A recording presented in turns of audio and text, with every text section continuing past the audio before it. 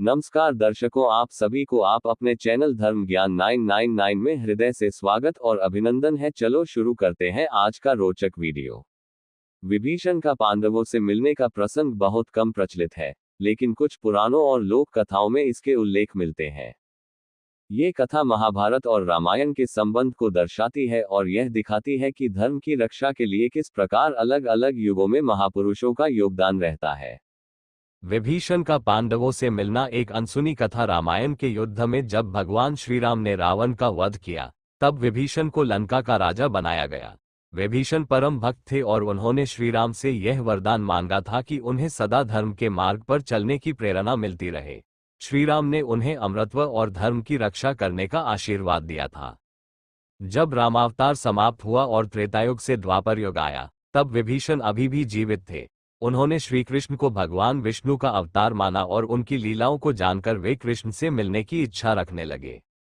महाभारत काल में विभीषण की भूमिका। जब महाभारत का युद्ध शुरू होने वाला था, तब विभीषण को ज्ञात हुआ कि अधर्म और धर्म के बीच एक भयंकर संग्राम होने वाला है। वे इस विषय में श्री कृष्ण से मार्गदर्शन लेना चाहते थे और इसलिए वे द्वारका गए।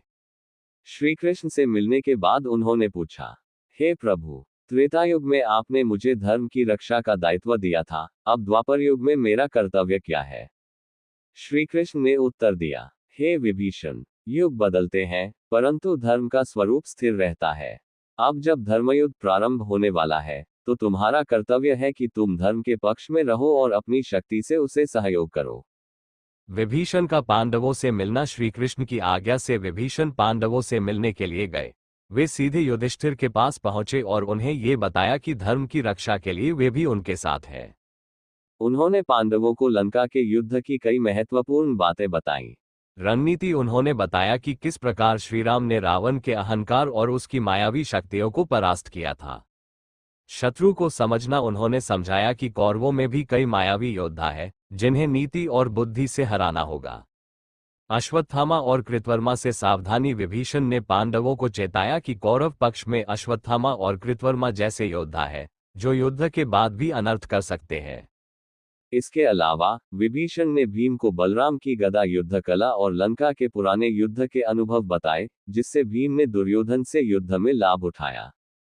विभीषण की भक्ति और धर्म संदेश। महाभारत के युद्ध के बाद जब धर्म की विजय हुई, तब विभीषण पुनः श्री कृष्ण के पास गए और उनसे विदा ली। उन्होंने कृष्ण से यह आशीर्वाद लिया कि वे सदैव धर्म की रक्षा करते रहें। कथा का संदेश। धर्म अजर अमर होता है। युग बदल सकते हैं, परंतु धर्म का स्वरूप नहीं बदलता। सत्य की विजय सुनिश्चित है। विभीषण ने त्रेतायुग में भी सत्य का साथ दिया और द्वापर युग में भी धर्म की रक्षा का प्रण लिया। धर्मयुक्त राजनीति आवश्यक है। विभीषण ने पांडवों को नीतिगत परामर्श देकर युद्ध में विजय के लिए आवश्यक मार्गदर्शन दिया।